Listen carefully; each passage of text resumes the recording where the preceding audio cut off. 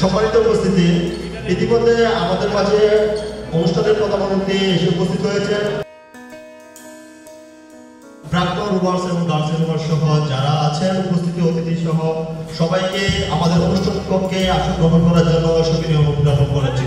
অল্প কিছুক্ষণের মধ্যে আমাদের প্রোগ্রাম আরম্ভ হতে যাচ্ছে।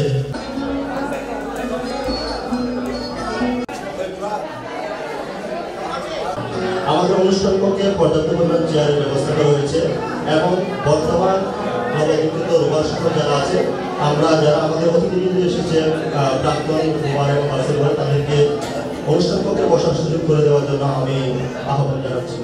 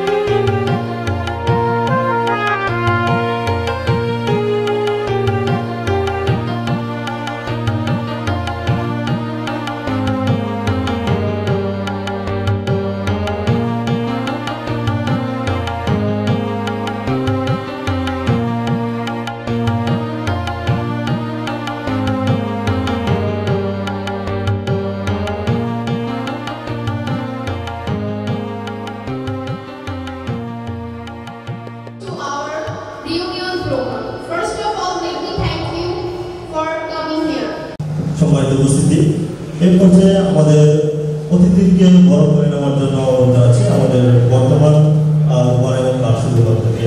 আমি তিনজনকে অনুরোধ জানাবো, আমাদের চারজনকে অনুরোধ জানাবো আমাদের অতিথিকে স্কার্ফ পরিধান করিয়ে বরণ করে নেওয়ার জন্য।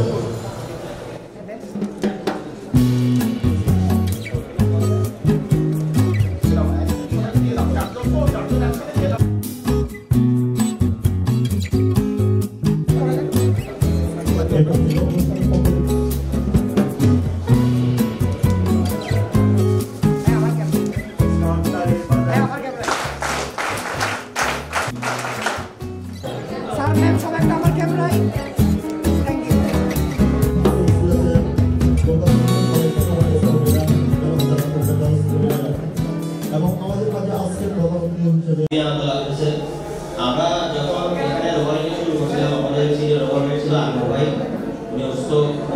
আছে, তখন আমাদের খুবই কষ্ট হতো সবাইকে রোয়াইয়ে আনার জন্য। আমরা তখন মানুষজন পেতামই না যে একসাথে আমরা ক্যাম্প করবো বা একসাথে কোনো একটা প্রোগ্রামে যাবো। আমাদের সত্যি আলোচনা তখন আমাদের সাথে খুবই ছিলেন। এখন সবাইকে এভাবে দেখে, এতজনকে দেখে আমার খুবই আনন্দ লাগছে। আমরা যে বীজটা বপন করে দিয়ে গেছি সেই বীজ থেকে যে এতগুলো ফল বেঁধে আসবে সেটা ভাষায় প্রকাশ করার মতো না। স্যারের কাছে আজকে সবাই দিয়েছেন, সবাইকে বলবো হ্যাপি হোলি, সবাই ভালো থাকবা, সুস্থ থাকবা, আল্লাহ হাফেজ, আসসালামু আলাইকুম। এবং সেই সাথে আমাদের অনুষ্ঠানকে কি বক্তব্য নিয়ে ঘোষণা করেন আমি মাননীয় মাননীয় প্রধানমন্ত্রী দিকে ভালো আছিস? সবাইকে দেখে মনে হচ্ছে শুধু বড় আমি হইনি, তাই না? আমার ভালো লাগছে যে সবাইকে এভাবে বুড়ো বয়সে দেখে। আমার দাড়িওয়ালা যাদেরকে আমি মেরেছি কি তারপর খেয়েছিস এমন গালাগাল তো এখন করিস নাকি নাকি তখন করতি? যাক, আমার খুব ভালো লাগছে ওদের ভালোবাসার প্রাণী আসলে ছুটে আসা। আমি খুব বেশি কাজে থাকি না কলেজ ছাড়া, তবে আজকের দিনটা আমার কাছে খুব বেশি কাজ পড়ে গেছে, সামাজিক কাজ। এখানে তো আছেই, আবার ওই আমার আত্মীয় স্বজনের কাজও আজকে করছে। আমি সকালে উঠে একবার বাড়িতে চলে গেছি। আমার বাড়ি কোথায় জানো তোমরা? আগে গল্প দিয়েছো, এখন সে তোমাদের সুবিধা হবে। কয়টা আসতে হবে? হয় 10:30 নাহলে 11:30, কোনটা বলবে? কে বলে স্যার 11:30 আসলে আমাদের জন্য ভালো হবে। আস্তে আস্তে পরে একটু দেরি হয়েছে, দুঃখ প্রকাশ করছি। তবে আমরা আত্মীয় বিয়ে আছে, সেখানে আমাদেরকে অ্যাটেন্ড করতে হবে। আমি যেটা বলছিলাম, আমি খুব মিস করছি আজকে।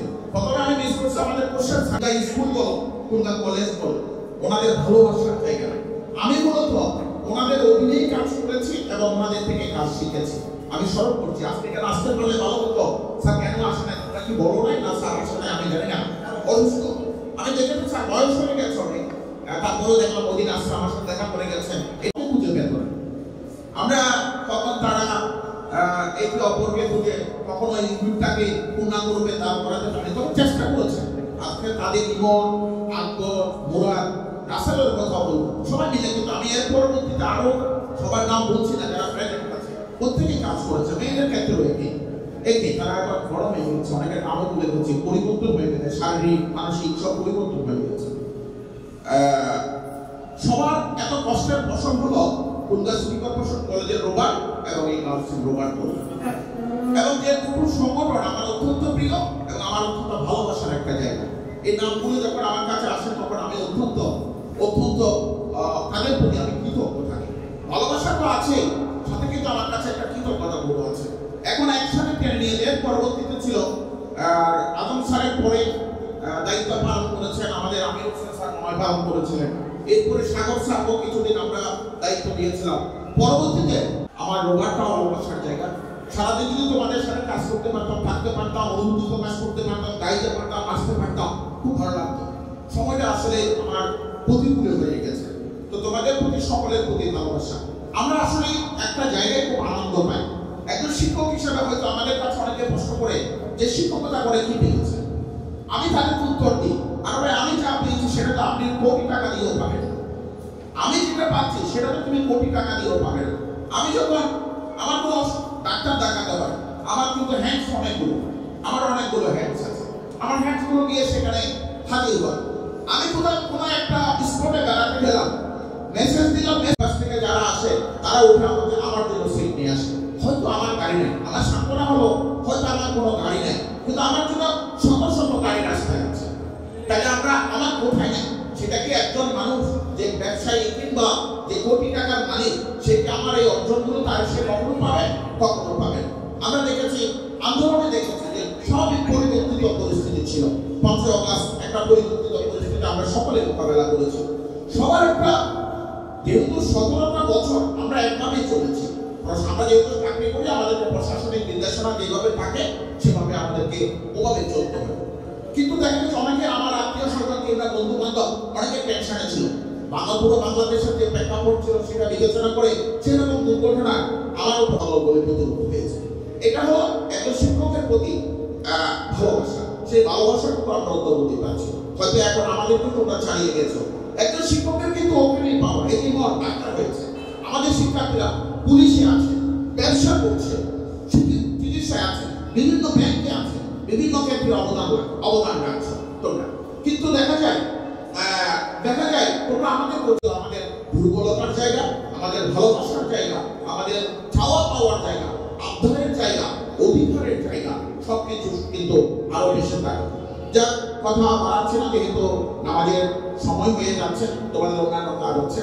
অন্য সময় আমরা চাইবো যে অন্য এক সময় এসে তোমরা ভালো করে কাজ করবে। এই যে এই ভালোবাসার কারণে তোমরা এসেছো, আমি অভিভূত হয়েছি। হয়তো আমি না আসলে ভালোবাসা থেকে বঞ্চিত হতাম। আমাকে প্রধান অতিথির কথা বলা হচ্ছে, আমাদেরকে অতিথি বলা হচ্ছে। আমি তোমাদের একজন, এটাই আমার জায়গা, এটাই আমার মন, আমার ভালোবাসার জায়গা। অনেকে তোমরা হয়তো জানা প্রাক্তন, আমার একটা ট্রান্সফার অর্ডার পেয়েছিল। তোমরা জানো এই কলেজ থেকে ছেড়ে যখন আমি বয়স কলেজে যোগদানের জন্য যাচ্ছি, বেরিয়ে গেছি, আমি এর আগের দিন শুধু আমার ওই প্রিয় জায়গা যেটা আছে আমার রোবট ট্রেন, সেখানে আমি বসেছিলাম, অন্য কোনো জায়গায় আমি বসে নাই। ইভেন আমি যেদিন চলে যাচ্ছিলাম আমি কিন্তু এই কবরে আর আসিও নাই, শুধু একবার করে দেখেছিলাম আমার রোবটের সদস্যরা যারা আশেপাশে ছিল তাদেরকে। এটা হলো আমাদের অত্যন্ত ভালোবাসার জায়গা। মিজান স্যার এখন কাজ করছেন আমার মতো বয়সে, আমরা দলদার প্রায় কাছাকাছি, প্রায় 31শে ডিসেম্বর হবে আমার শেষে, 1 জানুয়ারি 2031 আমার এটা আপডেট শুরু হবে। মিজান স্যার হয়তো আগে কিংবা পরে চলে যাবে। এরপরে তোমরা আসবে, তোমাদের সাথে আমাদের হয়তো যোগাযোগ হবে, তোমরা আমাদের মতো আরো আশা রইলাম। সবাই ভালো থাকবে, সুস্থ থাকবে। আজকে সারাদিন তোমরা, আমি জানি শৃঙ্খলার কথা আমার রোমানকে বলতে হবে, এই রোমান শৃঙ্খলিত, এখানে শৃঙ্খলার বিষয়ে আমার কোনো নির্দেশনা থাকবে না। আনন্দ করবে, সুস্থতা কামনা করছি। আগ্রহকেও সুস্থ শুনলাম, আসলে ভালো হতো। মুন্না, বিশেষ করে মুন্না সাহেব, এরা এই প্রোগ্রামটা যেটা বিদেশ থেকে চলে আসছে, এটা অবশ্যই তারা ধন্যবাদ পাওয়ার জন্য আসলে কখনো। আজকে হয়তো তোমরাও কিন্তু আমাদের মতো এখন সমাজে বিভিন্নভাবে অবদান কাজ করছো। তোমাদের সব কাজগুলো করে মেয়েরা অনেকে সংসার করে, তারা সংসার ছেড়ে চলে আসছে। তারা ছেলেরা যারা কাজ করে, সামাজিক কাজ করে, তোমাদেরও হয়তো আমার মতো ব্যস্ততা আছে, আমার চেয়েও বেশি ব্যস্ততা আছে। ডাক্তারি করে আমার চেয়েও ব্যস্ততা বেশি, সে অবশ্যই আমার চেয়ে অনেক বেশি ব্যস্ত। মুন্নাকে দেখলাম, সে দাঁড়িয়ে ডাক্তারে অনেক মার খেয়েছে, দেখছি আমি তাদেরকে অনেক মার খেয়েছে সবাই। তারা এসেছে, দেখে ভালো লাগছে, সবার নামগুলো এইভাবেই চলছে। আমাদের জন্য তোমরা দোয়া করবে, তোমাদের প্রতিও আমাদের দোয়া থাকবে, ভালোবাসা রইল সকলের প্রতি, সকলের সাথে দেখা হবে। আমরা এই রোমান গার্লসের রোমানের যে উত্তরতা সমৃদ্ধি সফলতা কামনা করছি এবং আজকের অনুষ্ঠানের শুভ উদ্বোধন ঘোষণা করছি। সবার জন্য ভালো।